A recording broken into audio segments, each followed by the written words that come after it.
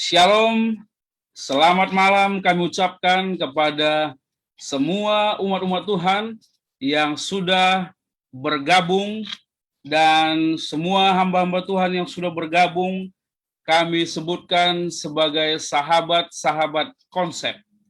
Pada malam ini kita bersyukur karena Tuhan sudah memberkati kita, mengizinkan kita untuk dapat bersama-sama di dalam satu ibadah kebaktian kebangunan rohani bersama dengan konsep Kohen Serve People yang temanya adalah I will go to share Jesus. Pada malam ini kami merasa bersuka cita pada saat semua umat-umat Tuhan baik yang sudah bergabung di media Zoom ini dan juga umat-umat Tuhan yang bergabung melalui live Facebook untuk boleh bersama-sama mengikuti acara kebaktian kebangunan rohani ini.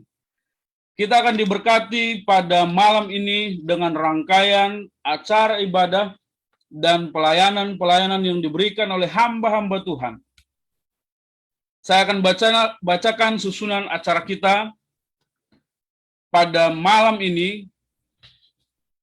Pemimpin acara tentunya saya, Pendeta Ari Depari, yang akan memandu kita di sepanjang malam ini.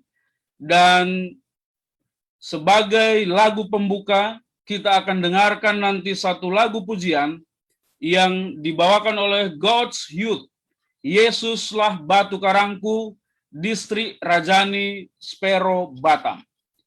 Doa buka nanti akan dipimpin oleh Ibu Pendeta Utami Depari, dan kita akan dengarkan kesaksian jemaat oleh Bapak Eren dari cabang Sekolah Sahabat Jabiren, Palangkaraya. Lalu kita juga akan mendengarkan kesaksian khusus dari Ibu Pendeta, yaitu Ibu Pendeta Priska Sihombing. Dan kita akan mendengarkan lagu spesial dari Pendeta Maro Papa dan Isabella. Setelah itu, saudara-saudara, kita akan mendengarkan satu berkat motivasi rohani yang akan dibawakan oleh Pendeta Adrian Runesi dengan judul Bad News versus Good News. Dan setelah itu, sebelum kita nanti akan mendengarkan berkat dari firman Tuhan, kita akan bernyanyi bersama-sama dari lagu I Will Go yang dinyanyikan oleh tim konsep. Dan setelah itu tentunya kita akan diberkati dengan firman Tuhan yang dibawakan oleh Pendeta Abigail Sihombing dengan judul Jesus is Calling You. Dan doa tutup nanti dipimpin oleh Ibu Pendeta Kimberly Moal, dan yang terakhir nanti pengumuman-pengumuman akan disampaikan oleh saya, Pendeta Ari Depari, sebagai pemimpin acara. Pada saat ini kita akan memulaikan rangkaian acara ibadah ini. Kita mengundang kuasa Roh Kudus, kita berdoa di dalam hati kita masing-masing.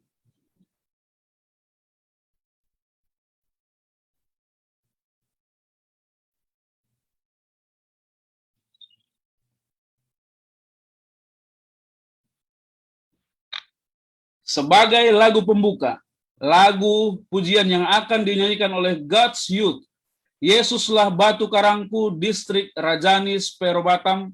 Kepada operator kami persilahkan.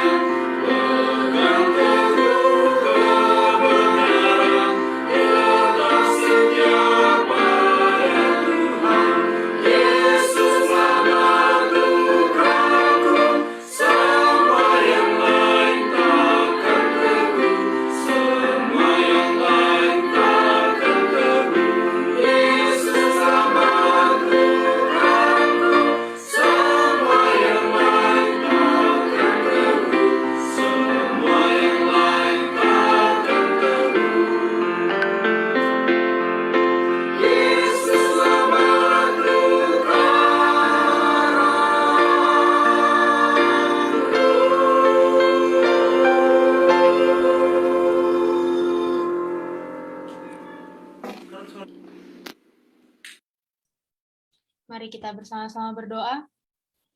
Tuhan Allah Bapa kami yang bertahta di kerajaan surga, ya Tuhan, kami bersyukur atas segala berkat dan penyertaan Tuhan dalam seluruh kehidupan kami.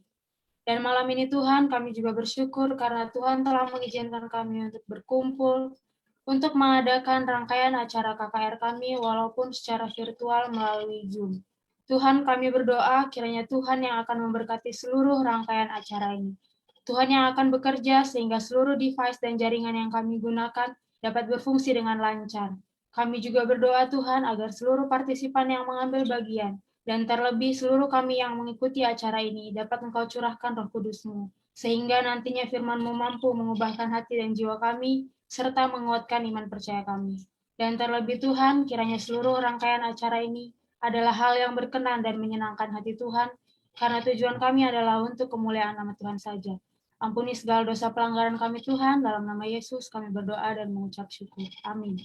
Amin. Terima kasih kami ucapkan kepada God's Youth dari distrik Rajanis Pero Batam yang sudah menyampaikan lagu pujian sebagai lagu pembuka dan doa yang disampaikan oleh Ibu Pendeta Utami Depari. Dan kami kembali menyapa semua umat-umat Tuhan yang sudah bergabung baik melalui media Zoom dan juga dapat menyaksikan secara live di Facebook, agar kiranya kita semua dapat diberkati oleh Tuhan di dalam satu rangkaian acara KKR pada malam ini. Sebelum kita melanjutkan rangkaian acara ini, mungkin banyak atau masih ada sebagian dari kita yang belum tahu apa itu konsep. Mungkin sebagian kita sudah pernah dengar dari pendeta-pendeta kita, dan pada kesempatan ini kami memberikan satu waktu di mana pembimbing kami, Pendeta Milton Pardosi, akan memberikan sambutan dan juga perkenalan tentang kelompok konsep yang akan melayani kita di dalam KKR selama 3 malam berturut-turut. Kami persilahkan kepada Pendeta Milton Pardosi. Baik, selamat malam saudara-saudara yang kekasih dalam Tuhan, Bapak, Ibu, saudara-saudara yang sudah hadir pada ruang Zoom ini, dan juga yang melihat secara live di Facebook. Pada malam ini bersyukur kita kepada Tuhan oleh karena kita boleh mengadakan 3 hari KKR ya. Mohon maaf KKR-nya tidak 1 minggu ya, biasanya 1 minggu ya.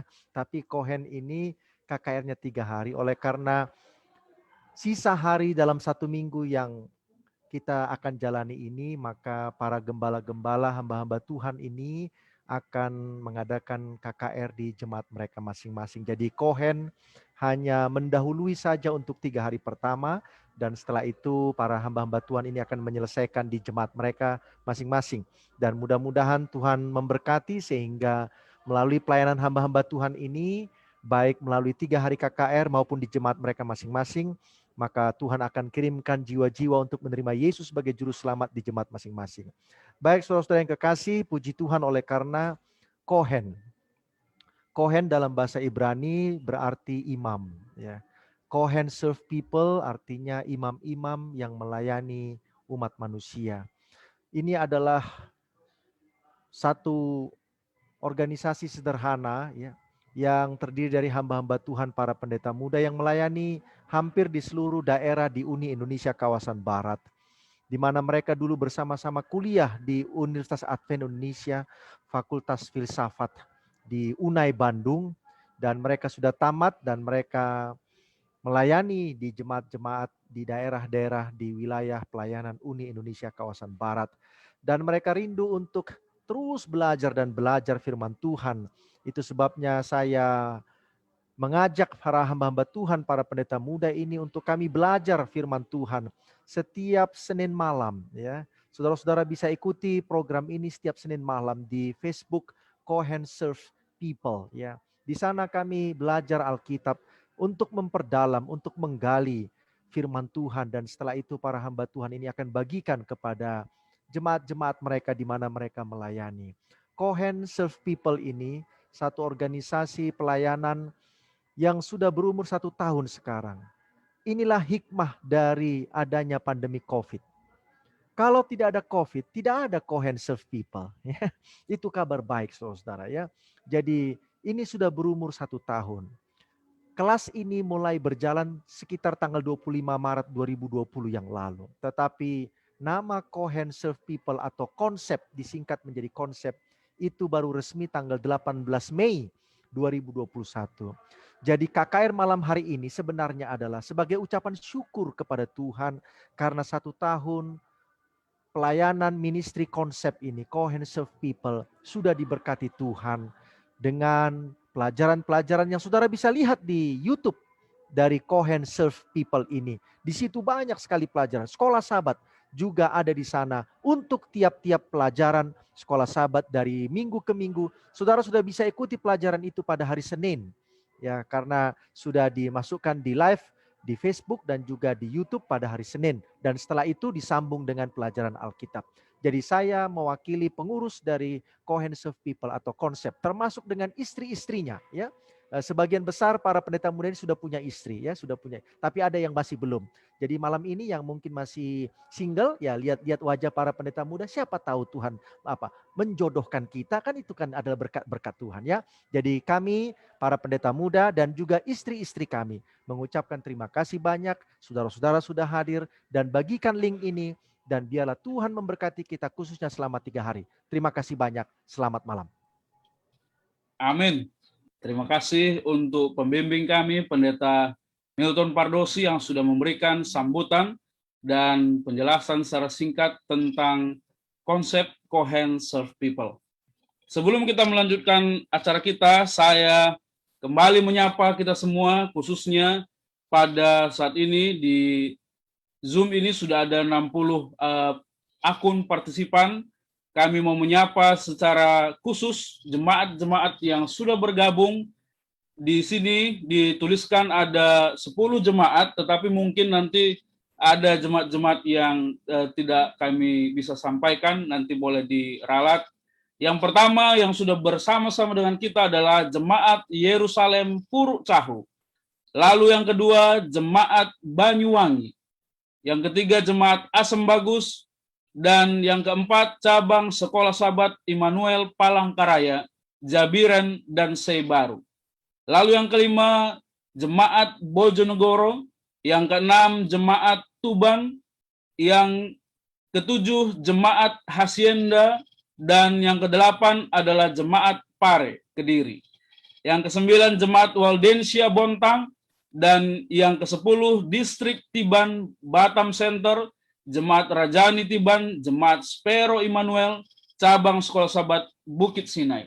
Dan mungkin juga ada umat-umat Tuhan baik melalui Zoom dan juga Facebook yang sudah bergabung bersama-sama dengan kami. Kami ucapkan selamat malam, Tuhan memberkati kita di dalam seluruh rangkaian ibadah kebaktian kebangunan rohani pada malam ini. Selanjutnya, kita akan mendengarkan kesaksian dari hamba Tuhan Bapak Aaron, Cabang Sekolah Sabat Jabiren Palangkaraya. Waktu dan tempat kami persilahkan.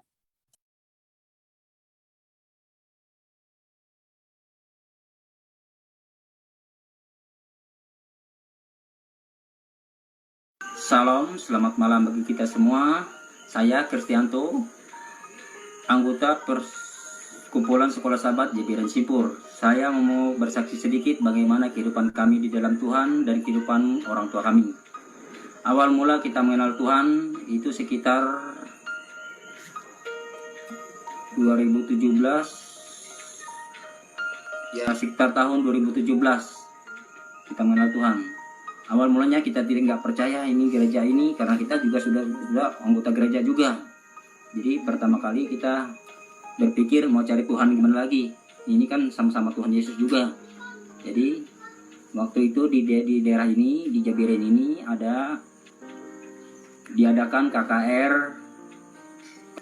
Kalau tidak salah itu KKR pertama itu dibawa oleh pendeta hamba Tuhan, pendeta HBH yang datang langsung dari daerah. KKR dilaksanakan 7 hari kalau tidak salah, 7 hari. Tapi kita cuma ikut 3 malam terakhir. Jadi malam pertama kita yang ikut kita mendengar itu bagaimana baptisan yang benar, malam yang keduanya bagaimana hari Sabat yang benar. Diam-diam dalam hati kita, apakah itu kebenaran dari Tuhan, apakah itu yang benar. Kita sudah punya perasaan dalam hati kita mau ikut secara diam-diam supaya anggota dari gereja lama kita tidak mengetahui. Jadi diam-diam kita mau ikut gereja tersebut. Tapi waktu pun berlalu, akhirnya tidak jadi. Di tahun yang sama 2017 juga pelayanan diganti lagi oleh hamba Tuhan Pendeta Yance Semampau di tempat ini. Itu pun kami saya sendiri pribadi juga tidak mengikuti juga, tapi saya suruh istri saya, karena istri saya ya kebetulan dipanggil Mama Eren, karena kita punya anak pertama Eren namanya, jadi kita dipanggil Bapak Eren, Mama Eren. Jadi waktu istri kita suruh, kasihan mereka, kita bilang, soalnya mereka ibadah ini hari Sabat katanya, soal kasihan mereka nggak ada orangnya, jadi ikut aja ibadah, kita bilang begitu. Kebetulan mungkin di ibadah mereka itu Pak Pendeta tersebut yang Semampau tersebut mau cari tempat buat Sabat ke depannya, siapa yang mau di rumah siapa habis Sabat depannya. Jadi kebetulan di situ yang angkat tangan Mama Eren. Jadi Mama Eren yang angkat tangan katanya di rumah kita aja. Jadi malamnya Mama Eren cerita ke kita, tadi kita ngomong sama pendeta, kita tadi ada ngomong sama pendeta Sabat depan di rumah kita. Jadi oh iya nggak apa-apa kita bilang, tapi kamu sendiri aja yang ngatur, kita mau kerja aja ya. Jadi singkat cerita sampailah kita pada Sabat yang kita maksudkan. Jadi waktu itu pendeta sama Ibu Pendeta Yance Semampau itu datang ke rumah kita. Jadi kita yang udah berencana dari paginya, udah berencana kerja, ketemulah kita di tengah jalan dengan Pak Yance Semampau itu. Jadi Pak Yance Semampau pendeta itu melihat kita, oh di rumah ini kita mau ibadah, mungkin dalam hatinya kita pikirkan, tapi saya sudah melarikan diri ini, istilahnya sudah mau kerja ini, sudah mau kerja. Jadi sampailah mungkin Pak Pendeta itu ke rumah kita udah sampai juga di tempat kerja. Jadi tempat kerja kita kerja, kalau nggak salah kita masih kerja tukang. Jadi tempat kerja kita berpikir, aduh itu Pak Pendeta tadi sama Ibu Pendeta tadi ke rumah kita, masa kita tinggalkan ini mau ibadah di rumah kita. Sampai kita punya pikiran, kasihan juga itu orang tua dua tadi ke rumah kita, mungkin ibadah sama istri kita aja. Jadi akhirnya kita punya pikiran, kita balik, kita bawa satu orang teman itu. Sampai di rumah, jadi Pak Pendeta itu minta permisi sama kita, Bapak Eren katanya, ini Bapak Eren katanya, ya kita bilang permisi, apa boleh kita ibadah di rumah Bapak? Ya silahkan, nggak apa-apa. Dengan seadanya, puji Tuhan, dengan seadanya, jujur secara pribadi kita mengatakan seadanya, kita persilahkan Pak Pendeta tersebut ibadah rumah kita. Tapi kita dalam hati kita, ibadah bagaimana lagi ini, Tuhan bagaimana lagi ini, karena kita juga berdiri ini, karena kita percaya Tuhan, kita pikir. Jadi setelah ibadah Pak Pendeta tersebut tidak langsung pulang, dia ada cerita-cerita sedikit sama kita. Sedikit, saya tidak tahu, mungkin ini ada Roh Kudus bernaung dalam kita, mungkin saya tidak tahu, timbul ada keringanan, ada kerinduan yang besar dalam diri kita dan diri pribadi kita sendiri, ingin mengenal Tuhan lebih jauh. Jadi Pak Pendeta Semampau mengatakan, Pak Pendeta tersebut mengatakan, Bapak kapan-kapan boleh datang ke rumah kita bicara-bicara. Jadi setelah itu malamnya kita langsung ke tempat pendeta tersebut.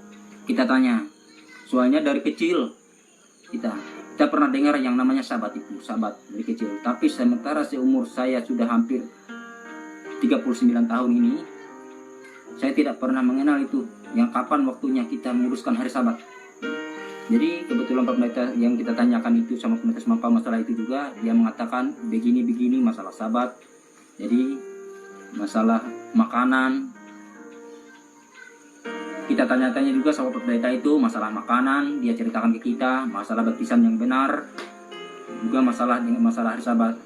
Puji Tuhan Pak Pendeta tersebut ngomong bilang ke kita, itulah keperan yang benar kita menjadi umat-umat Tuhan, umat Tuhan. Jadi kita ambil keputusan tanggal 29 April 2017 kita dibaptis. Puji Tuhan, luar biasa. Kita merasa kerinduan kita dengan Tuhan, kita merasa kerinduan yang luar biasa dengan Tuhan. Jadi Pak Pendeta Semampau mengatakan, Bapak Eren, apakah Bapak Eren tidak mau orang tuanya ikut kebenaran dalam Tuhan? Jadi kita berpikir bagaimana caranya membawa orang tua kita ke dalam gereja ini. Sedangkan kita tahu orang tua kita itu dari dulu, dari masa kita kecil, mengenal Tuhan itu, yang namanya mengenal Tuhan itu bisa dikatakan nggak mau lah gitu. Jadi mungkin dengan rencana Tuhan sehingga orang tua kita itu bisa terpanggil dengan cara yang luar biasa. Jadi kita ceritakan begini ceritanya. Jadi waktu itu kebetulan juga ada kita namanya Kristoni ikut tes PNS. Tes PNS itu kalau nggak salah sipir. Tes PNS. Tes PNS itu pesertanya mungkin lebih dari 8.000, sedangkan yang dicari cuma 250. Jadi bapak kita itu kasihan ini harapan kita berharap sekali dengan ada kita ini supaya bisa duduk di jadi PNS begitu. Jadi kita dengan iman yang baru kita meyakinkan orang tua kita, Bapak kita percaya aja sama Tuhan, serahkan aja sama Tuhan. Bapak Eren katanya, kalau kamu benar dalam ini, benar kata kamu ini dalam Tuhan, saya percaya, saya ikut gereja kamu katanya. Aduh, kita yang punya iman yang baru, jadi perasaan kita bingung. Berarti iman kita ini dipertaruhkan, jadi bingunglah kita. Bagaimana ini? Saya minta solusi Bapak kita, kalau mereka meyakinkan kita, berdoalah, percayalah sama Tuhan katanya. Percayalah Bapak Eren sama Tuhan. Saya yang jujur aja secara pribadi mempunyai iman, mungkin iman yang tangguh-tangguh lah bisa dikatakan begitu. Saya takut sekali ini pertaruhan iman. Kalau ini misalnya, kalau ini enggak, misalnya ini siapa tahu, kalau ini kan rencana Tuhan semua kan boleh terjadi. Siapa tahu ini kan adik kita nggak tembus atau nggak lulus jadi PNS, berarti iman yang kita bilang itu sama Bapak kita iman bohong itu. Nanti iman kita itu istilahnya tanggung lah istilahnya. Kita percaya itu. Jadi dengan kekhawatiran yang begitu dalam kita, khawatir sekali kita kalau ini doa kita ini nggak dijawab, malulah kita terhadap orang tua kita, sedangkan mengatakan inilah gereja yang benar Pak, gereja yang betul-betul mengenalkan Tuhan, gereja yang mengikuti firman Tuhan, kita bilang sama orang tua kita. Jadi kita sangat khawatir sekali kalau ini siapa tahu kan rencana Tuhan kan nggak bisa kita tebak begitu. Puji Tuhan luar biasa. Yang kita harapkan puji Tuhan dengan doa orang banyak, karena saya percaya. Saya bawa pendeta itu, Pak Pendeta, siapa yang kamu kenal kita berdoa buat adik kita ini. Siapa tahu nanti ya kita bawa berdoa supaya adik kita ini lulus dan orang tua kita ikut gereja ini. Karena saya percaya doa orang benar kalau doakan akan besar kuasanya. Ya. Jadi ya. Kalau nggak salah itu adik kita tersebut pernah juga pas tes pertama itu namanya belum muncul.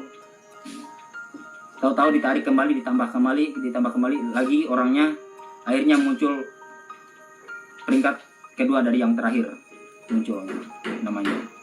Jadi orang tua kita sekarang mereka yakin dan percaya, orang tua kita yakin dan percaya ternyata itu pertolongan Tuhan. Jadi mereka ambil keputusan, orang tua kita dibaptis dan 4 orang adik kita dibaptis juga. Puji Tuhan luar biasa, kita terkejut melihat orang tua kita yang dulu tidak pernah mengenal Tuhan sama sekali, bahkan jangankan mengenal Tuhan, baca Alkitab pun orang tua kita tidak pernah. Sekarang kita lihat orang tua kita diam-diam baca Alkitab, bahkan dia sering mengatakan kepada kita, jangan lupa berdoa Bapak Eren sama adik-adik semua, jangan lupa sama Tuhan. Karena Bapak kita begitu yakin dan percaya setelah melihat itu, setelah menyaksikan bagaimana kasih Tuhan dalam kehidupan kami. Puji Tuhan, demikian yang bisa kita sampaikan. Semoga menguatkan kita semua di dalam iman dalam Tuhan. Amin. Amin. Puji Tuhan atas satu kesaksian dari hamba Tuhan, Bapak Eren dari cabang Sekolah Sahabat Zabiran Palangkaraya yang sudah menjadi berkat kekuatan bagi kita di dalam mengikut Tuhan. Kami kembali menyapa umat-umat Tuhan yang sudah bergabung pada malam ini dari Jemaat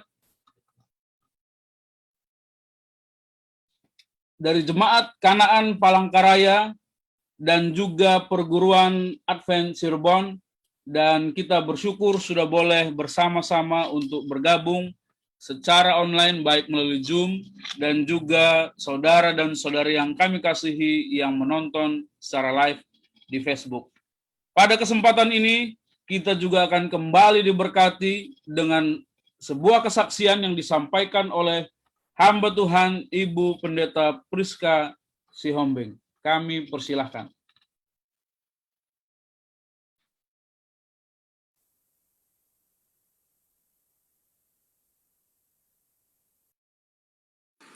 Shalom, selamat malam untuk kita semua. Semoga kita semua dalam keadaan yang sehat. Terima kasih atas kesempatan yang telah diberikan kepada saya untuk membagikan kesaksian dari pengalaman pribadi saya sebagai seorang istri pendeta. Perkenalkan, nama saya adalah Priska Hasako Saragi. Saya adalah istri dari pendeta muda Abigail Sihombing, dan Tuhan telah mengaruniakan kepada rumah tangga kami seorang anak laki-laki yang bernama Kenneth Jeremy Sihombing. Sebelumnya saya mau menceritakan sedikit latar belakang saya. Saya adalah seorang perawat. Saya lulus dari profesi nurse dari Universitas Advent Indonesia tahun 2015, dan saya sempat bekerja selama 2 tahun di rumah sakit swasta di Jakarta. Sampai akhirnya saya memilih mengikut pasangan saya untuk terjun dalam pelayanan pada tahun 2017 setelah kami menikah. Dan karena keputusan ini saya harus meninggalkan pekerjaan saya. Nah, ini adalah foto tempat pelayanan pertama saya bersama dengan suami. Ini adalah cabang Sekolah Sahabat Kuala Kurun di Kalimantan Tengah. Kota Kuala Kurun letaknya 4 jam perjalanan dari ibu kota provinsi Palangkaraya. Dan beginilah kurang lebih keadaan gereja ketika kami datang. Puji Tuhan, dalam pelayanan ini saya merasa diberkati dalam pelayanan bersama jemaat yang kami layani, walaupun awalnya saya harus berusaha menyesuaikan diri dengan keadaan tempat pelayanan kami. Karena disinilah tempat pertama saya dipanggil sebagai seorang ibu pendeta. Lalu ini adalah foto jemaat yang kami layani sekarang. Kami melayani di Jemaat Yerusalem Puruk Cahu, Kalimantan Tengah. Ini tempatnya 4 jam lagi dari kota Kuala Kurun, atau 8 jam perjalanan dari ibu kota Provinsi Palangkaraya. Yang saya ingin bagikan pengalaman saya, yang pertama, saat mulai melayani di tempat ini, saya harus terbiasa mengadakan perjalanan berjam-jam dengan menggunakan motor. Pertama-tama ini saya rasa sangat sulit karena sangat melelahkan sekali. Pertama kali saya ikut melawat dengan perjalanan yang jauh menggunakan motor, itu kira-kira jaraknya hanya 1 jam saja. Tapi karena memang sebelumnya saya tidak pernah melakukan perjalanan dengan motor dengan jarak yang sangat jauh, akhirnya baru beberapa menit perjalanan saya sudah merasakan capek, pegel, dan harus beristirahat berkali-kali. Bahkan akhirnya saya terbiasa dengan perjalanan jauh menggunakan motor. Di tempat ini juga kami memiliki buah hati yang lahir di tempat pelayanan kami, dan anak kami pun juga harus merasakan pengalaman yang sama seperti yang saya alami. Jadi dari kecil anak kami Kenneth sudah ikut bersama dengan kami menggunakan motor meskipun menempuh perjalanan yang jauh. Walaupun dalam perjalanan itu ada juga jalan-jalan yang kurang bagus, tapi kami bersyukur Tuhan masih memberikan kami perlindungan dan kesehatan hingga saat ini. Lalu pengalaman yang kedua, setelah saya menjadi seorang istri pendeta, saya juga harus membiasakan diri dengan perawatan. Saya senang ketika menemani suami saya untuk melawat anggota jemaat maupun simpatisan-simpatisan yang ingin belajar. Di sini saya diajarkan untuk peduli terhadap orang lain. Juga saya belajar untuk memperhatikan kebutuhan dari anggota-anggota jemaat kami, apa yang sedang mereka butuhkan.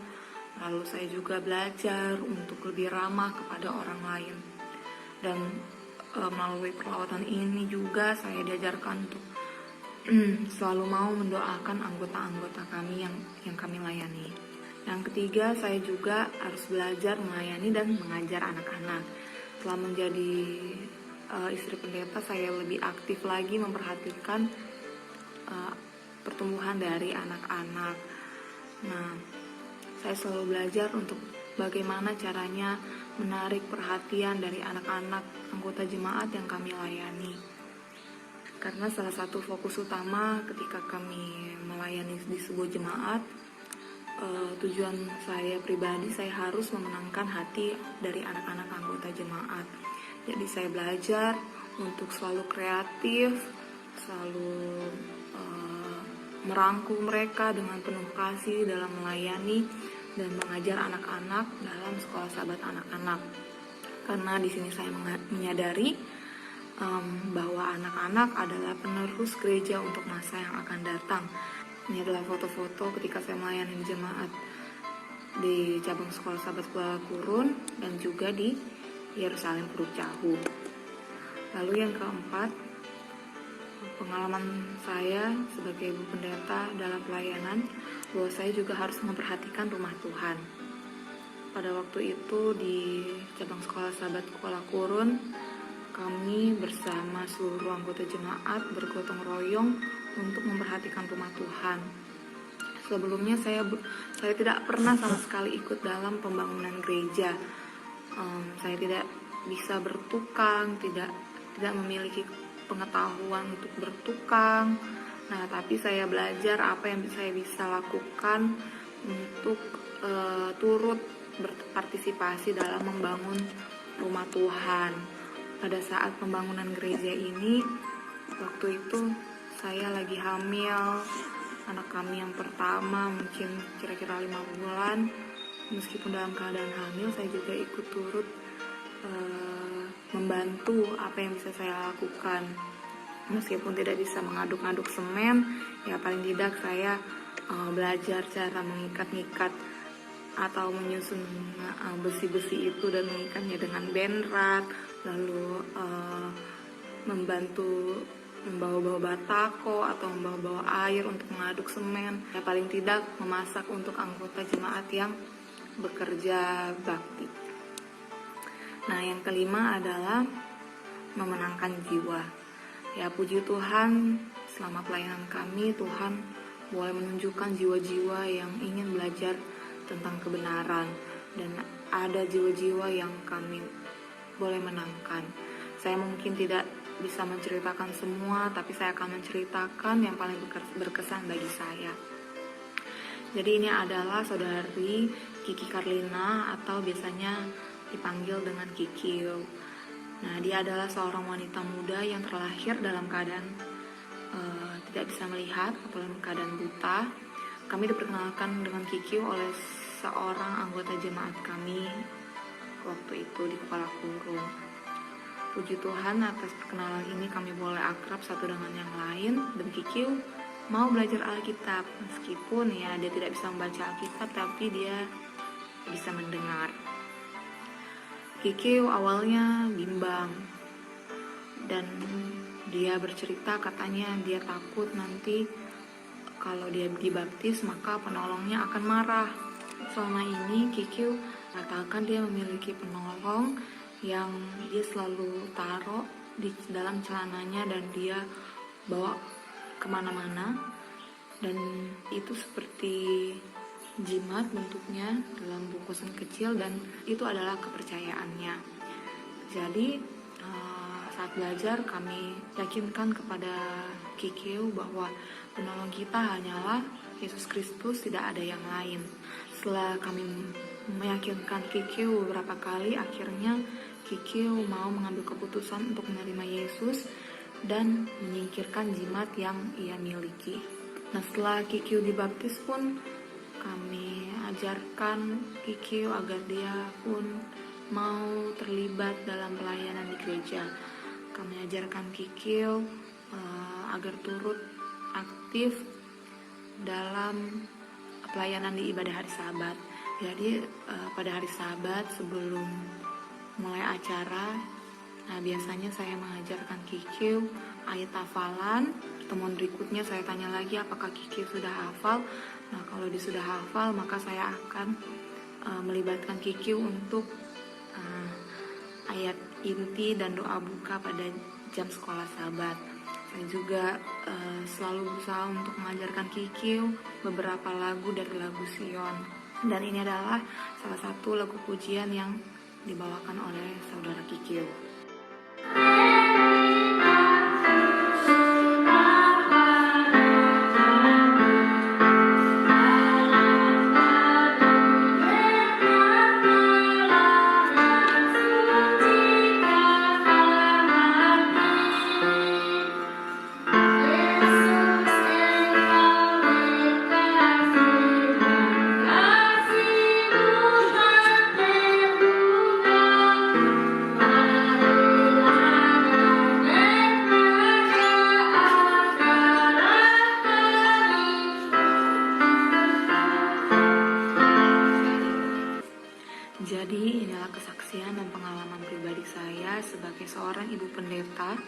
masih muda, dan saya yakin akan banyak lagi pengalaman-pengalaman yang akan kami alami ketika kami berjalan bersama dengan Tuhan.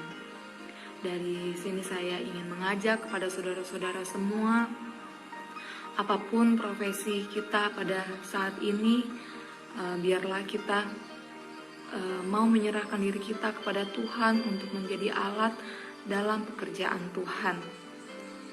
Ada ayat yang ingin saya bagikan kepada kita semua dalam Kolose 3 ayat 23. Apapun juga yang kamu perbuat, perbuatlah dengan segenap hatimu seperti untuk Tuhan dan bukan untuk manusia. Tema gereja kita sepanjang tahun ini adalah I will go. Biarlah kita mau pergi untuk mengabarkan kebenaran Tuhan, melayani sesama kita seperti untuk Tuhan dan bukan untuk manusia. Kiranya Tuhan memberkati kita semua. Amin. Amin. Puji Tuhan. Sebuah berkat melalui kesaksian yang boleh kita terima dari pengalaman seorang ibu pendeta, ibu gembala yang secara singkat boleh menjadi satu semangat bagi kita untuk selalu setia mengikut Tuhan dan melayani Tuhan. Pada kesempatan ini, kita akan lanjutkan, kita akan mendengarkan satu lagu pujian dari hamba Tuhan Pendeta Maro Papa dan Isabella.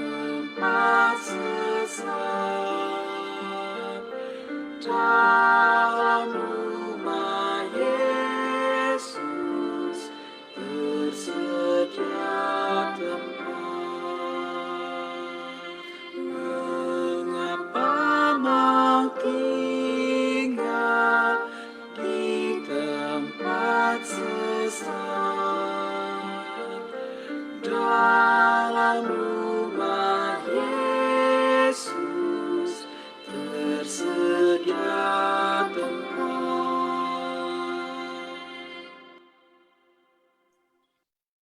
Amin. Puji Tuhan atas lagu pujian yang sudah disampaikan oleh Pendeta Mauro Papa dan Isabella, agar kiranya kita juga tidak lupa mendoakan kedua hamba Tuhan ini diberkati dan boleh secepat mungkin dengan waktu Tuhan untuk boleh bersama-sama masuk ke dalam bahtera rumah tangga. Kita mengharapkan doa-doa kita semua agar pelayanan boleh lebih baik untuk jemaat.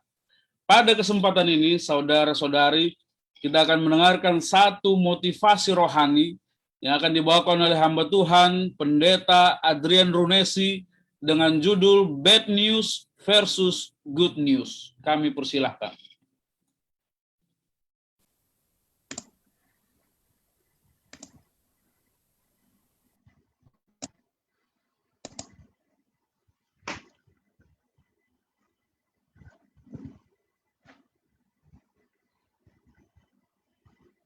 Baik, selamat malam untuk kita semua. Kita bersyukur pada malam hari ini boleh bersama-sama di dalam acara kebaktian kebangunan rohani bersama dengan konsep Cohen Serves People.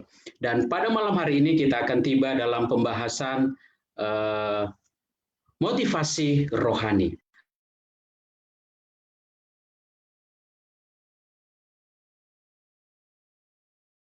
Boleh di-unmute dulu, Pendeta? Oke, baik. Terima kasih. Malam hari ini pembahasan yang akan kita bahas adalah motivasi rohani. Dengan judul Bad News versus Good News. Bapak Ibu Saudaraku sekalian, saat ini kita melihat bagaimana banyak sekali berita-berita yang ada di media sosial yang seringkali kita lihat. Baik. Kita tahu ada berita-berita yang sering kali disebut dengan hoax, atau ada yang bilang hoax, ya terserah mau bilang apa. Tapi menurut Wikipedia, artinya itu adalah berita bohong atau hoax adalah informasi yang sesungguhnya tidak benar, tetapi dibuat seolah-olah benar adanya.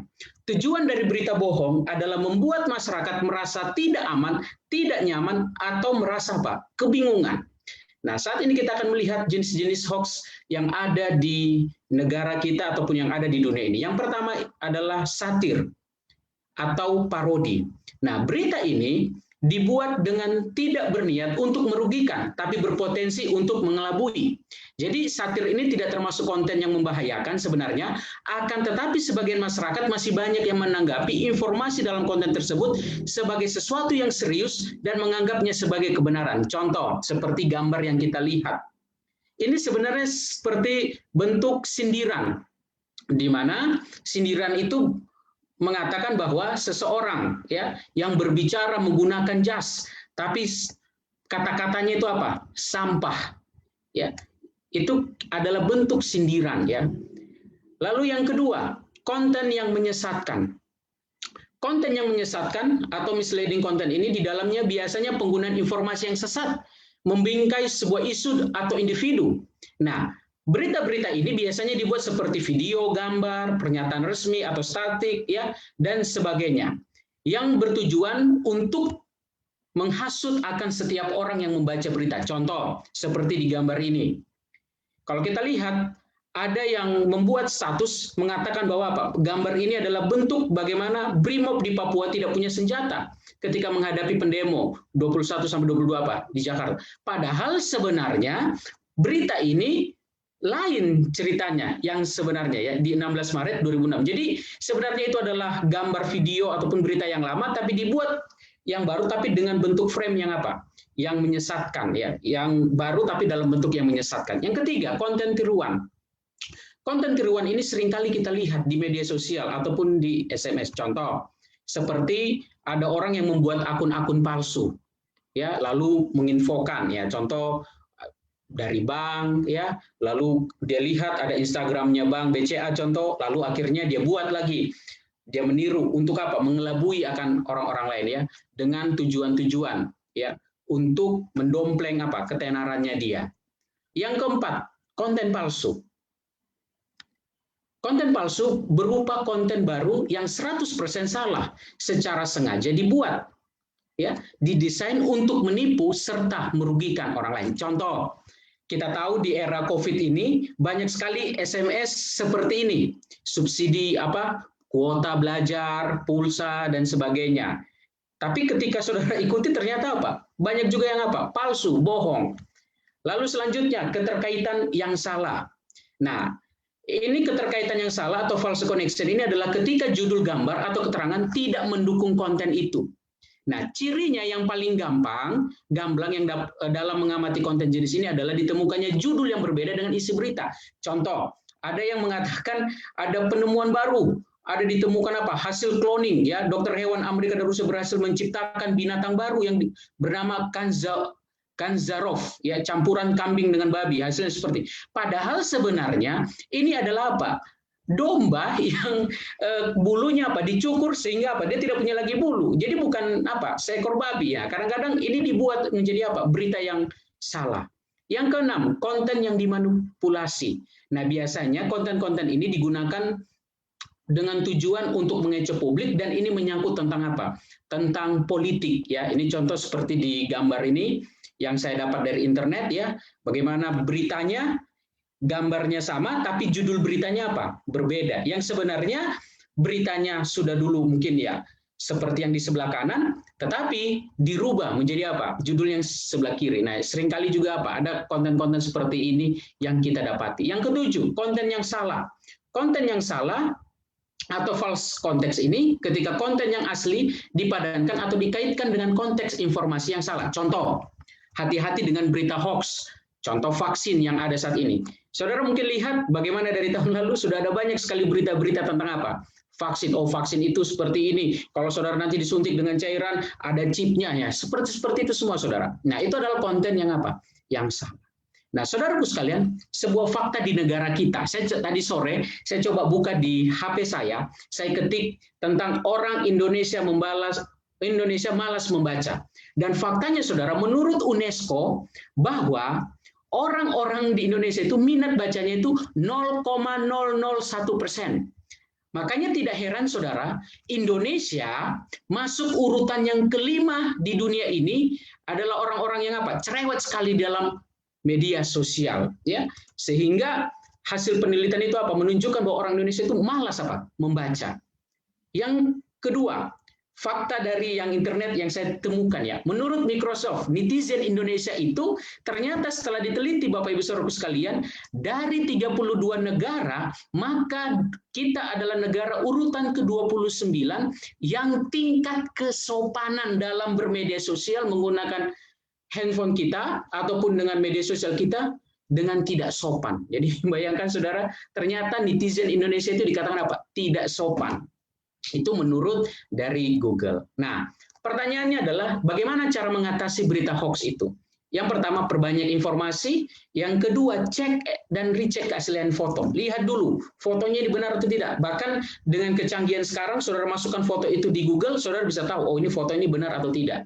Perhatikan juga sumber beritanya, apakah sudah memang terpercaya, periksa juga faktanya, lalu mengukur legitimasi berita itu benar-benar terukur, lalu selalu cek dan recheck, dan berpikir secara objektif. Jadi itu kuncinya kita bagaimana mengatasi hoax. Dan ingat, saya mau sampaikan, jangan sampai ketika kita mendapatkan berita, kita langsung share.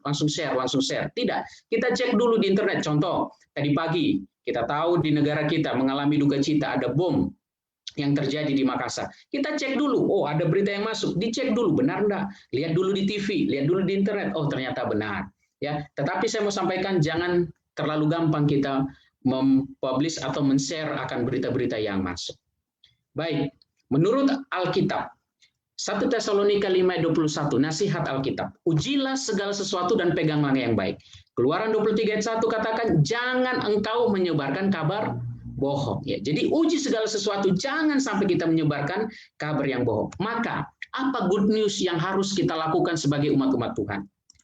Maka yang harus kita lakukan adalah kita bersyukur gereja kita punya standar prinsip yang harus kita lakukan. Yang pertama, Alkitab.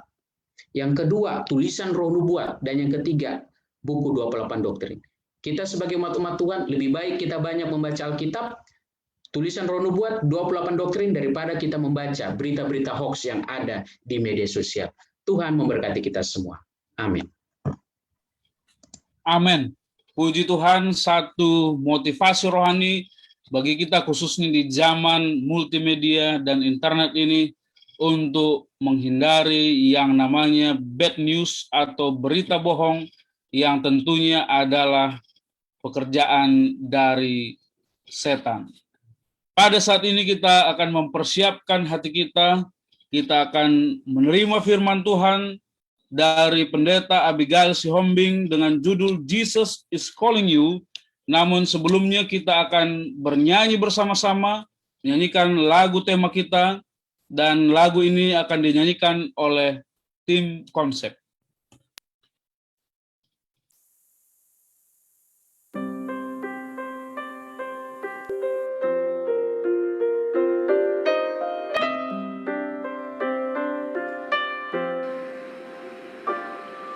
Ku dengar suara Yesus panggil, ku jawab ku kan pergi, ku lihat jiwa yang bersedih, ku jawab ku kan pergi.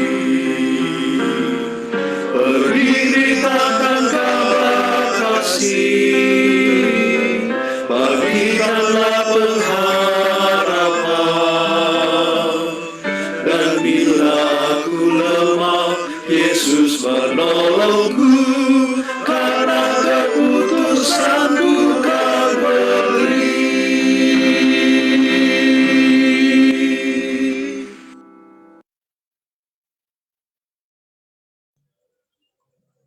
Mari kita sama-sama tunduk kepala, kita berdoa. Bapa di surga, kami siap untuk mendengar Engkau bersabda kepada kami. Biarlah umat-umat Tuhan malam hari ini mempersiapkan hati dan pikiran kami semua untuk ditaburi akan benih firman Tuhan, dan biarlah benih ini jatuh di tanah yang subur dan dapat berbuah serta menimbulkan satu perubahan dalam hidup kami menjadi umat-umat Tuhan yang semakin setia kepada Tuhan. Terima kasih Tuhan, dalam nama Yesus kami sudah berdoa. Amin. Baik, shalom, selamat malam bagi kita semua. Terima kasih untuk kesempatan yang telah diberikan kepada saya untuk membawakan firman Tuhan dalam seri KKR bersama dengan konsep 3 malam. Dan untuk malam berikutnya di jemaat kami sendiri, di jemaat Yerusalem, kami akan melaksanakan KKR Gembala. Baik, saudaraku yang dikasih dalam nama Tuhan, jujur saya terharu karena saya melihat teman-teman saya dan saya melihat Sir Pardosi atau dosen kami dulu. Saya jadi sedikit nostalgia ya, bagaimana kami dulu dididik dari yang mungkin belum begitu banyak tahu tentang pelajaran-pelajaran, doktrin-doktrin. Tetapi ketika Tuhan berikan kami kesempatan, walaupun kami sudah jadi gembala, melalui pandemi ini kami boleh sama-sama belajar dan membagikan pelajaran itu sudah 1 tahun berjalan. Dan dalam rangka itu juga kami memutuskan untuk kita menggabungkan jemaat-jemaat yang kami gembalai untuk mengadakan KKR ini. Saudaraku, saya tidak akan menyapa kembali saudara-saudara per jemaat, tapi saya lihat di sini ada lebih dari 10 jemaat yang sudah bergabung. Dan saya ucapkan selamat datang, selamat berbakti. Dan kami sendiri dari Jemaat Yerusalem Puruk Cahu, saya lihat ada 3 tamu yang hadir. Jadi selamat datang bagi seluruh jemaat dan tamu-tamu yang sudah hadir, walaupun mungkin bukan hanya tamu dari Puruk Cahu, tapi tamu-tamu dari jemaat-jemaat yang lain. Semoga berkat Tuhan menjadi bagian kita semua. Saya tidak mengambil waktu banyak, saya izin share screen. Saudaraku dikasih dalam nama Tuhan,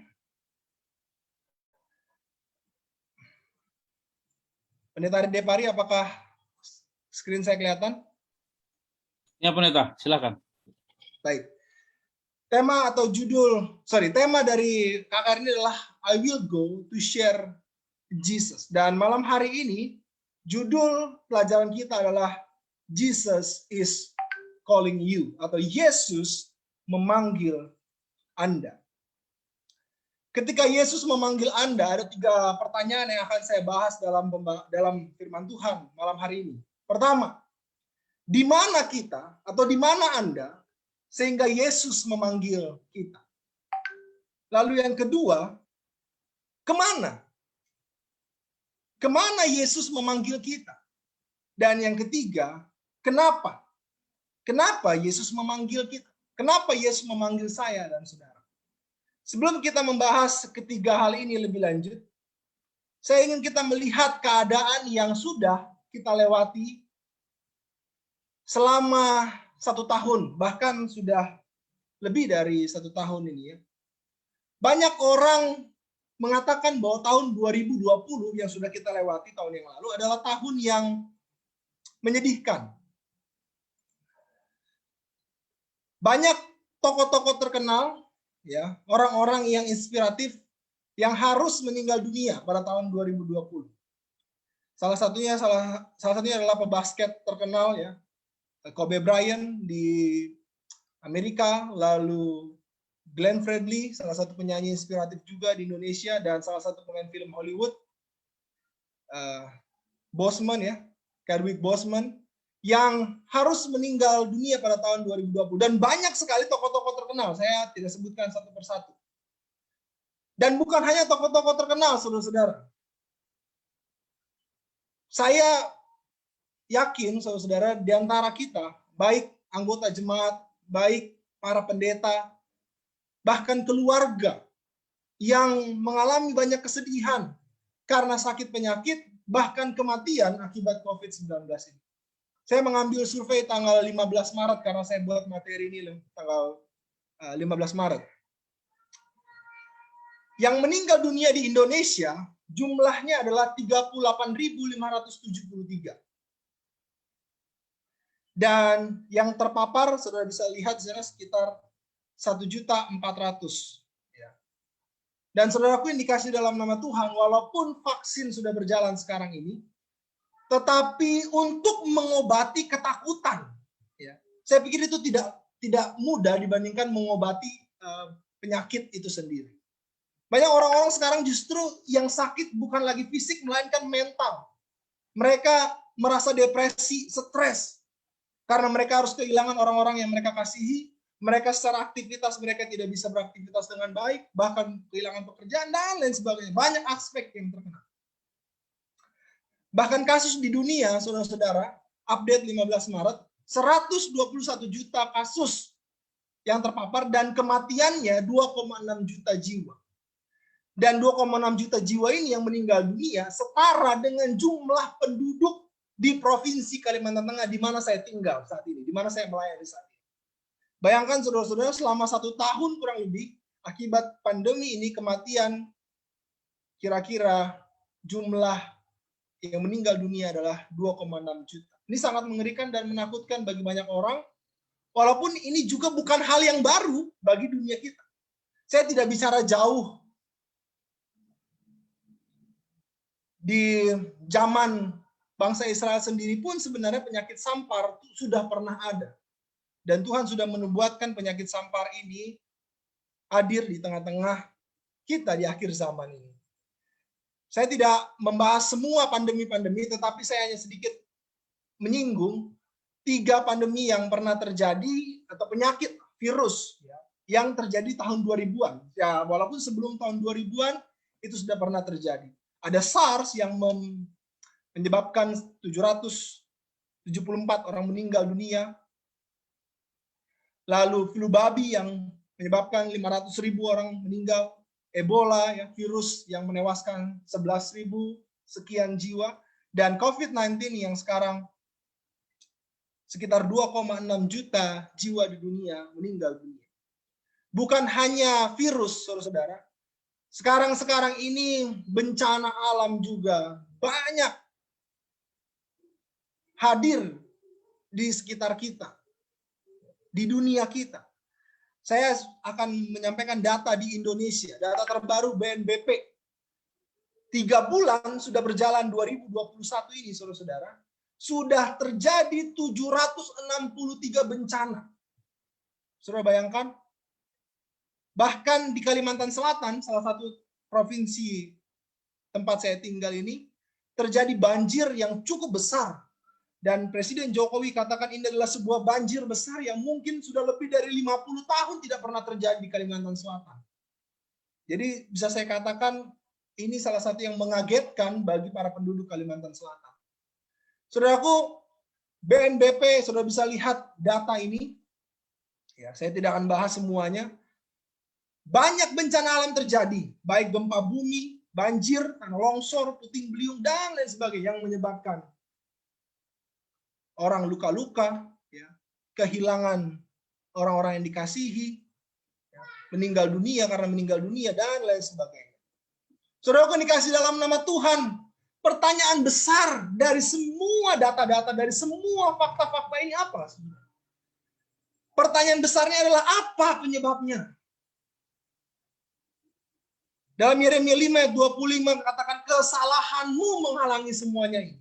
Dan dosamu menghambat yang baik daripada. Saudaraku, kita ketahui bahwa dosa adalah asal mula terjadinya adanya kesedihan, adanya sakit penyakit, adanya kemalangan karena kematian. Dan itu semua diawali dari iblis, setan, si ular tua. Bahkan firman Tuhan katakan ini bagi kita semua dalam 1 Yohanes 3 ayat 8. Barang siapa yang tetap berbuat dosa, ia berasal dari iblis. Sebab iblis berbuat dosa dari mulanya. Untuk inilah anak Allah menyatakan dirinya, yaitu supaya ia membinasakan perbuatan-perbuatan iblis itu. Seorang penulis terkenal, saudara-saudara, bernama Ellen G. White mengatakan dalam Testimonies jilid yang kedua, halaman 142. Tidak ada yang lebih berbahaya daripada tipu daya dosa. Dosa adalah dewa dunia ini yang menyesatkan dan membawa kepada kebinasaan. Saudara-saudaraku, iblis pada saat ini hendak membinasakan umat manusia, khususnya umat-umat Tuhan, melalui tipu daya. Itulah sebabnya, saudara-saudara, sebagai umat-umat Tuhan, kita harus hati-hati. Karena sekarang, saudara-saudara, dosa tidak lagi ditampilkan dengan wajah yang menyeramkan. Tetapi dosa dibuat sangat menarik.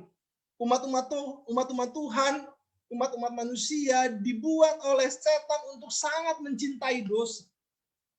Dibuat sangat menarik, semenarik mungkin. Ini terjadi kepada Hawa. Dalam Kejadian 2 ayat 16-17 ketika Tuhan katakan semua buah dalam pohon ini boleh kamu makan. Tetapi Tuhan berkata, buah pengetahuan baik dan jahat jangan dimakan. Tetapi saudara-saudara, melalui tipu daya setan, kita semua tahu cerita ini. Hawa mulai berpikir bahwa buah itu baik untuk dimakan. Buah itu sedap kelihatannya. Buah itu menarik hati karena memberi pengertian. Inilah hasil dari tipu daya setan, saudara-saudara. Hawa akhirnya jatuh ke dalam dosa. Saat ini seperti yang saya katakan, dosa tidak lagi ditunjukkan melalui kekerasan, wajah yang menakutkan, pertunjukan yang menyeramkan. Bukan hanya itu. Melainkan dosa juga ditunjukkan melalui wajah yang cantik, rasa yang nikmat, dan semua yang menarik hati. Oleh karena itu, Yesus mengajarkan kepada kita, Tuhan, berdoa kepada Tuhan agar janganlah membawa kami ke dalam pencobaan. Melainkan lepaskanlah kami daripada yang jahat. Saudaraku, ini kasih dalam nama Tuhan. Pertanyaan pertama dari pembahasan yang saya tadi katakan di awal. Di mana kita sehingga Yesus memanggil kita? Jawabannya adalah kita ada di dalam dosa. Kita ada dalam kuasa iblis. Karena semua orang telah berdosa dan kehilangan kemuliaan Allah. Roma 3 ayat 23. Lalu pertanyaan berikutnya akan kita bahas. Kemana Yesus memanggil kita? Lukas 5 ayat 23. Aku datang bukan untuk memanggil orang benar, tetapi orang berdosa untuk bertobat. Saudaraku, saya pikir ini pembahasan yang sangat sederhana, tapi saya mau kita meresapi baik-baik apa yang Yesus inginkan bagi kita. Kemana Yesus memanggil kita? Aku datang untuk memanggil kita, diminta untuk datang kepada Tuhan. Datang kepada pertobatan. Kenapa? Dalam Markus 1:15 katanya bahwa waktunya telah genap. Kerajaan Allah sudah dekat. Bertobatlah dan percayalah kepada Injil. Saudaraku, kata bertobat ini banyak dituliskan dalam Alkitab, baik Perjanjian Lama maupun Perjanjian Baru. Dalam Perjanjian Lama, kata bertobat dibaca dalam bahasa Ibrani sub. Di bahasa Inggris dituliskan turn back atau berbalik kembali. Saudaraku yang dikasih dalam nama Tuhan, kata bertobat ini diartikan berbalik kembali. Artinya adalah bahwa kita diminta oleh Tuhan tidak hanya sekedar berhenti, tetapi juga berbalik. Saya tadi ingin sampaikan kesaksian saya ingin memberikan sedikit komentar dari kesaksian Bapak Aaron. Saudaraku yang dikasih dalam nama Tuhan, Bapak Aaron ini salah satu saudaranya pernah bertemu dengan saya di cabang sekolah sahabat Kuala Kurun. Ya. Dan puji Tuhan, waktu itu saya membagikan buku-buku penginjilan dan salah satu saudara dari Bapak Aaron ini menerima buku itu dan dibaptis di Jabiren. Saya sangat-sangat tidak menyangka dan kesaksian tadi sangat menguatkan bagi saya. Saudaraku yang dikasih dalam nama Tuhan, Bapak Aaron tadi katakan, ketika dia sudah mengenal Tuhan, dia bertobat, dia tidak hanya sekedar berhenti. Tuhan, saya tidak lagi menguduskan hari lain selain hari Sabat. Tidak hanya berhenti, tetapi dia berbalik. Dia menguduskan hari Sabat. Dia tidak hanya sekedar berhenti untuk tidak makan makanan haram, dia tidak hanya sekedar berhenti, tetapi dia berbalik untuk melakukan kehendak Tuhan. Saudaraku dikasih dalam nama Tuhan, mungkin saja ketika kita jalan lurus, jalan kita tadinya nikmat, lurus, tidak ada halangan. Tetapi Tuhan meminta kita putar balik. Dan ketika kita putar balik, mungkin saja jalan yang kita akan ambil adalah jalan yang rusak, mungkin sulit, mungkin penuh dengan pergumulan, mungkin penuh dengan cercaan, dan lain sebagainya. Mungkin yang tadinya kita hidup hura-hura, tidak ada aturan. Kita hidup semau kita, ya. Tetapi pada saat kita turn back, putar balik, kita harus menyangkal diri. Inilah bertobat. Sebagaimana Yesus sampaikan di dalam Matius 16:24 agar kita menyangkal diri kita. Saya memberikan satu ilustrasi dari Alkitab, yaitu Zakeus. Saya yakin saudara juga sangat sering mendengar kisah ini. Dalam Lukas 19 ayat 5 dan 8. Saudaraku yang dikasih dalam nama Tuhan, Zakeus ini adalah seorang pemungut cukai.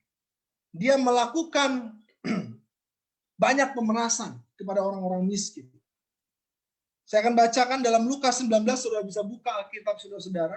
Ayat 5 mengatakan, ketika Yesus sampai ke tempat itu, ia melihat ke atas dan berkata, Zakeus, segeralah turun, sebab hari ini aku harus menumpang di rumahmu. Anggaplah ini sebuah panggilan dari Yesus kepada Zakeus. Saudara yang dikasih dalam nama Tuhan, di ayat 8 katakan bahwa tetapi Zakeus berdiri dan berkata kepada Tuhan. Inilah statement Zakeus ketika dia turn back, ketika dia bertobat. Tuhan, setengah dari milikku akan kuberikan kepada orang miskin, dan sekiranya ada sesuatu yang kuperas dari seorang, akan kukembalikan 4 kali lipat. Sebagaimana Zakeus pertemuannya dengan Yesus dan panggilan dari Yesus kepadanya, membawanya kepada pertobatan, turn back, ya, berputar balik. Dia tidak hanya sekedar berhenti untuk melakukan pemerasan. Dia tidak hanya sekedar berhenti untuk melakukan dosa, tetapi dia berbalik. Buktinya apa? Dia kembalikan 4 kali lipat hasil pemerasannya. Dan setengah dari miliknya akan diberikan kepada orang miskin. Saudaraku dikasih dalam nama Tuhan, salah satu prinsip pertobatan, salah satu prinsip mutar balik, konsep yang ingin saya tawarkan di sini adalah kita meninggalkan hasil dari dosa yang ada bersama-sama dengan kita jika kita mengaku bertobat di hadapan Tuhan. Karena masalahnya saudara-saudara, kalau kita mengaku bertobat tetapi hasil dosa itu masih bersama-sama dengan kita, maka pertobatan itu tidaklah totalitas dan sungguh-sungguh. Saya berikan contoh, kalau saudara punya istri, lalu saudara berzina. Lalu saudara katakan, Tuhan saya mengaku dosa dan saya bertobat. Tetapi saudara tetap tinggal bersama dengan wanita di mana saudara berzina, maka saudara belum bertobat. Saudara hanya sekedar mengaku. Tetapi hasil dari dosa itu masih saudara pegang. Tetapi Zakheus, saudara-saudara, ketika dia memutuskan untuk bertobat, hasil dari dosanya dia lepaskan. Lalu dalam bahasa Yunani, kata bertobat itu adalah metanoeo. Atau dalam bahasa Indonesia, perubahan, berubah. Kita kenal dalam istilah biologi metamorfosis sempurna. Ini saya yakin saudara-saudara sangat familiar dengan ini. Di mana ini adalah suatu proses perkembangan biologi pada hewan yang melibatkan perubahan penampilan atau perubahan fisik, struktur setelah kelahiran atau penetasan. Jadi metaneo ini diartikan berubah, dan proses berubah ini pun saudara-saudara, saya mau gambarkan bahwa proses ini adalah proses yang menyulitkan dan butuh kekuatan yang sungguh-sungguh. Sebagaimana kupu-kupu, saya menggambarkan sebagai seekor kupu-kupu, ketika dia ingin lahir atau menetas dari kepompong, dia butuh usaha yang keras untuk mengeluarkan dirinya dari satu tempat yang kecil, karena dia punya sayap harus lebar, harus besar. Ya.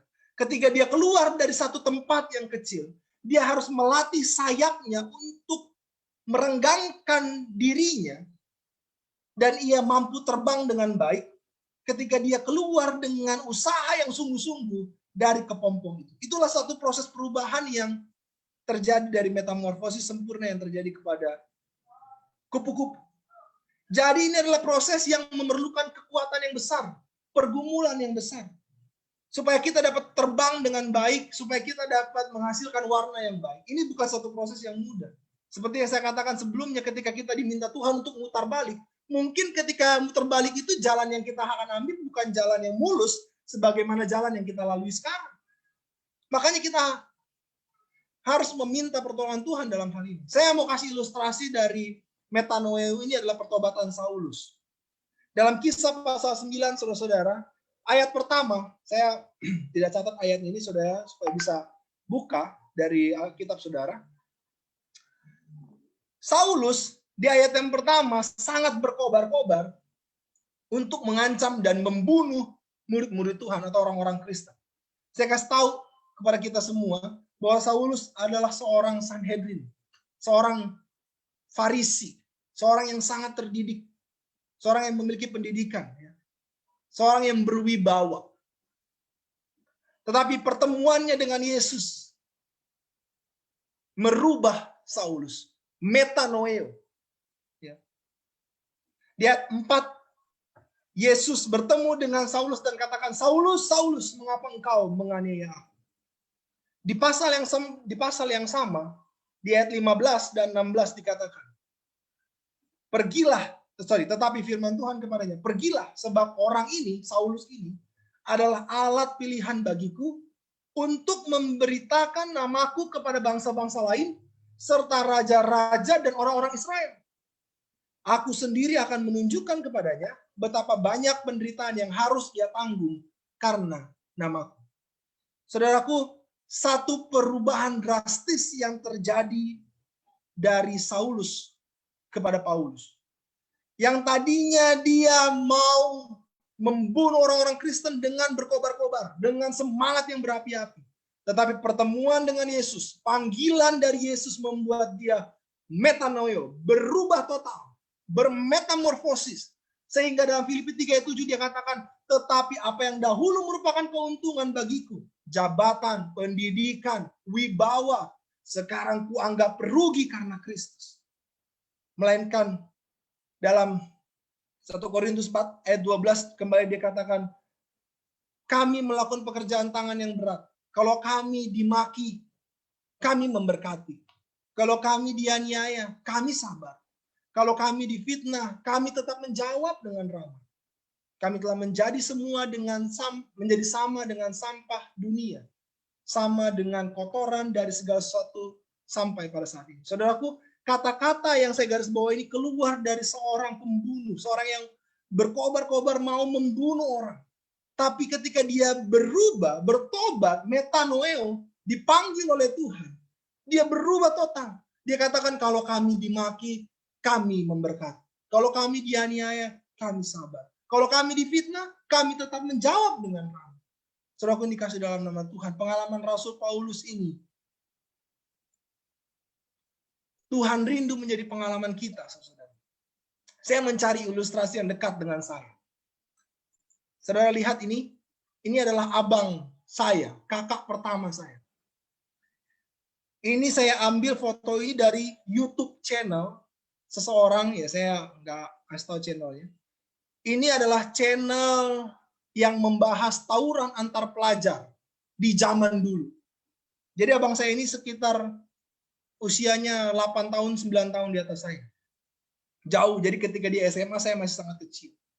Saudaraku, saya nggak tahu banyak tentang abang saya karena dia besar jauh dari saya. Tapi saya tahu bahwa waktu kecil setiap abang saya pulang, saya di Jakarta, setiap abang saya pulang pasti entah mulutnya berdarah, entah jidatnya robek, entah bajunya sobek. Karena setiap dia pulang sekolah, saudara-saudara, dia selalu berkelahi dengan orang lain.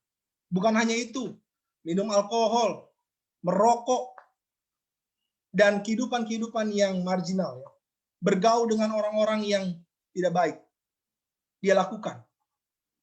Tetapi saudara-saudara, pertemuannya dengan Tuhan, saya kurang tahu momen yang paling mempengaruhi dia berubah. Saudara bisa lihat channel YouTube ini saya ditawarkan untuk nonton sama abang saya, tapi saya nggak mau nonton, tapi sampai akhirnya saya nonton sebelum saya berkhotbah malam hari ini. Saya hampir menangis, saudara-saudara. Ada satu peristiwa di cerita ini dikatakan bahwa abang saya ketika berkelahi, karena tawuran antar pelajar zaman dulu itu menggunakan sajam, ya, atau senjata tajam. Dia tidak tahu, dikira dia dipukul oleh seseorang menggunakan kayu dari belakang, persis di belakang leher. Saya tahu itu ada jahitan, tapi saya nggak tahu itu peristiwa persisnya. Tapi melalui video ini saya lihat di YouTube, dia diwawancara oleh adik kelasnya dan saya akhirnya tahu persis kejadian itu. Dia kira dia dipukul oleh kayu oleh seseorang dari belakang karena suatu perkelahian yang sangat-sangat melibatkan banyak orang, tawuran antar pelajar. Setelah dia, karena adrenalin mungkin ya, setelah dia berkelahi dan lain sebagainya, dia tidak sadar ternyata bajunya sudah merah, berlumuran darah, saudara. Dia masukkan tangannya ke dalam badannya, kira-kira dalamnya sedalam 4 jari saya ini. Darah sudah berkeluaran seperti keran air yang kencang, saudara. Dan dia sudah mulai kehabisan darah, dan akhirnya dia dibawa oleh temannya menggunakan motor, saudara. Dan akhirnya dia koma 2 hari. Menurut ceritanya, melalui siaran YouTube ini, dia bisa dengar apa yang orang lain katakan kepadanya, tetapi dia tidak bisa merespon karena dia koma 2 hari. Saudara dikasih dalam nama Tuhan, tetapi hari ini, saya sangat bersyukur kepada Tuhan, abang saya sudah menjadi anggota Advent yang setia. Dia berubah, metanoeo, dia tidak lagi kenal itu rokok, dia tidak lagi kenal itu minuman keras, dia tidak lagi kenal itu berkelahi, tetapi dia sekarang menjadi anggota gereja Masyarakat Berketujuh yang setia kepada Tuhan. Saudaraku yang dikasih dalam nama Tuhan, pertanyaan yang terakhir yang akan saya bahas, kenapa Yesus mau memanggil kita? Wahyu 3 ayat 19 mengatakan, barang siapa aku kasih, ia ku tegur dan ku hajar. Sebab itu relakanlah hatimu dan bertobat. Ketika Yesus memanggil kita, saya sering tekankan, mungkin saja itu adalah suatu proses penghajaran bagi kita. Untuk bertobat itu, saudara-saudara, banyak orang katakan ini bukan proses yang mudah. Saya tidak berbicara pribadi lepas pribadi. Bukan saya menunjuk siapa di antara kita. Tetapi mari kita melihat kepada diri kita sendiri. Kenapa Yesus memanggil kita? Karena Yesus mengasihi kita. Karena Yesus mengasihi kita, maka Yesus menegur dan menghajar kita. Oleh karena itu, relakanlah hatimu dan bertobatlah. Lebih lanjut dikatakan dalam Yesaya 3 ayat 11. Katakanlah kepada mereka, demi aku yang hidup, demikianlah firman Tuhan Allah. Aku tidak berkenan kepada kematian orang fasik, melainkan aku berkenan kepada pertobatan orang fasik itu. Dari kelakuannya supaya ia hidup. Bertobatlah, bertobatlah dari hidupmu yang jahat itu. Mengapakah kamu akan mati, hai kaum Israel? Kenapa Yesus memanggil kita? Karena Yesus tidak menghendaki 80 device yang ada di dalam Zoom ini dan saudara-saudara yang menyaksikan lewat Facebook itu binasa. Yesus tidak menghendaki umat-umat Tuhan binasa. Bahkan Yesus tidak menghendaki satupun manusia di dunia ini binasa. Maka Yesus memanggil kita. Yesus berseru kepada kita, bertobat. Karena hari Tuhan sudah semakin dekat. Saudara-saudara yang dikasih dalam nama Tuhan. Rasul Paulus mengatakan kepada kita, buanglah manusia lamamu yang kamu dapat dari cara hidupmu yang lama, yang sedang dirusak oleh hawa nafsu yang menipu. Sebab itu tanggalkanlah manusia lama dengan pola kehidupan lama, yang sedang dirusak oleh keinginan-keinginan yang menyesatkan. Saudaraku yang dikasih dalam nama Tuhan, Paulus kembali mengatakan bahwa aku manusia celaka. Siapa yang dapat melepaskan aku dari tubuh maut ini? Di ayat yang ke-25 dalam Roma pasal 7. Syukur kepada Allah. Oleh Yesus Kristus Tuhan kita. Yesuslah yang mampu melepaskan kita dari tubuh maut ini, dari kebinasaan ini. Kita harus sadari jika dengan kuat kuasa kita, maka kita tidak akan pernah bisa melawan kuasa maut. Karena kita lemah, saudara-saudara. Oleh karena itu Paulus katakan syukur kepada Allah oleh Yesus Kristus yang mampu melepaskan kita dari tubuh maut ini. Kamu dahulu sudah mati karena pelanggaran-pelanggaran dan oleh dosa-dosamu. Tetapi oleh kasih karunia kamu diselamatkan oleh Tuhan. Efesus 2 ayat 1-5. Saudara yang dikasih dalam nama Tuhan, saya rindu kita menerima kasih karunia Tuhan pada malam hari ini. Melalui KKR ini, saudara-saudara, saya tidak memandang apakah saudara tamu, atau saudara di luar anggota gereja Mesias Penerus ke-7, atau saudara anggota gereja Mesias Penerus ke-7 yang sudah lahir atau sudah jadi pendeta seperti saya. Hari ini Yesus memanggil kita kembali untuk merefresh iman kita, untuk kembali mengingat panggilan Tuhan kepada kita. Jika masih ada dosa yang kita pegang baik-baik, yang kita genggam malam hari ini, saudara, Yesus memanggil kita untuk melepaskan itu semua. Karena oleh kasih karunia Tuhan, kita mampu mengalahkan kuasa maut. Dan oleh karena kasih karunia Tuhan itu juga kita diselamatkan. Yesus memanggil kita, saudara-saudaraku, tinggallah di dalam aku, dan aku di dalam kamu. Sama seperti ranting tidak dapat berbuah dari dirinya sendiri. Kalau ia tidak tinggal pada pokok anggur, demikian juga kamu tidak akan berbuah jika kamu tidak tinggal di dalam aku. Mari kita berdoa sebagaimana Paulus berdoa. Tuhan, biarkanlah aku hidup, tetapi bukan lagi aku sendiri yang hidup, melainkan Kristus yang hidup di dalam aku. Saudara yang dikasih dalam nama Tuhan, Yesus memanggil kita. Mari kita peka dan dengar baik-baik panggilan Tuhan untuk tinggal di dalam Yesus. Untuk meninggalkan dosa-dosa kita, untuk bertobat setiap hari semakin dekat dengan Tuhan. Dan biarlah melalui firman ini, kita semakin dipersiapkan bagi kedatangan Tuhan yang tidak lama lagi. Inilah yang menjadi firman Tuhan malam hari ini bagi kita semua. Tuhan memberkati kita. Amin. Puji Tuhan atas firman, kabaran yang sudah disampaikan oleh hamba Tuhan, Pendeta Abigail Siombing yang menjadi berkat bagi kita di penghujung hari ini, bagaimana Tuhan memanggil kita di dalam pertobatan dan keselamatan. Saudara dan saudari yang kami kasih dalam Yesus Kristus, baik yang mengikuti di dalam Zoom ini dan juga menonton secara live di Facebook, kita akan mengakhiri seluruh rangkaian ibadah kita pada malam ini dalam doa yang akan dipimpin oleh hamba Tuhan, Ibu Pendeta Kimberly Mual. Baik, saudara-saudari, mari kita tunduk kepala, kita sama-sama berdoa. Ya Tuhan, Allah Bapa kami yang bertata dalam kerajaan surga, Kembali kami datang kepadamu, kami bersyukur atas berkat dan kemurahan Tuhan yang selalu kami rasakan, bahkan hingga malam ini kami boleh dipersatukan dalam persekutuan yang indah bersama umat-umat Tuhan.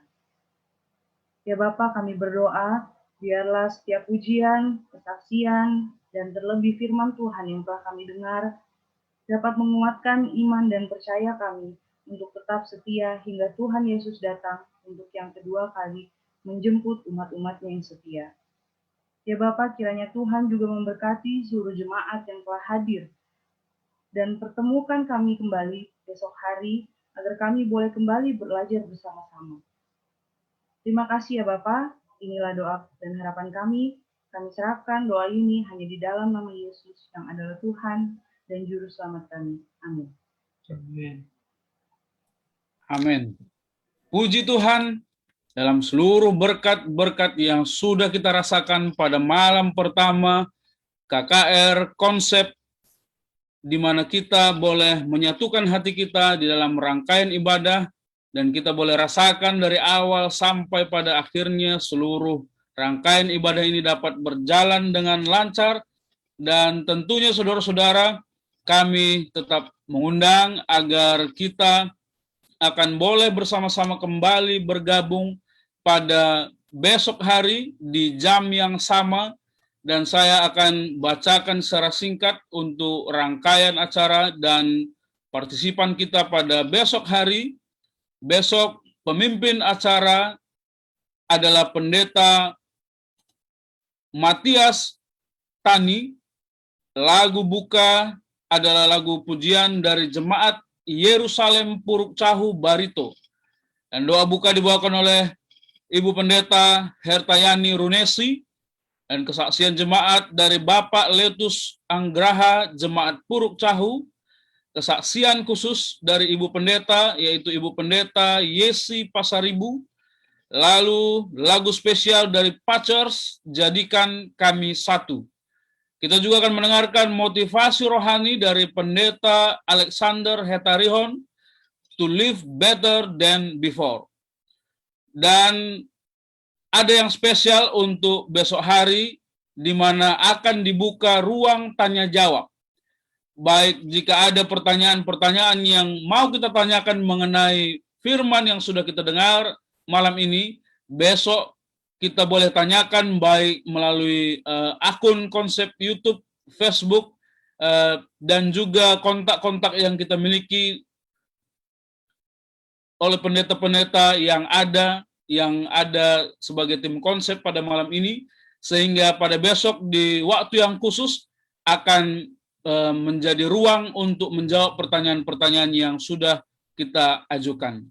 Lalu untuk berkat firman yang boleh kita terima pada besok malam dibawakan oleh hamba Tuhan Pendeta Ricky Moal dengan judul Jesus is Renewing You.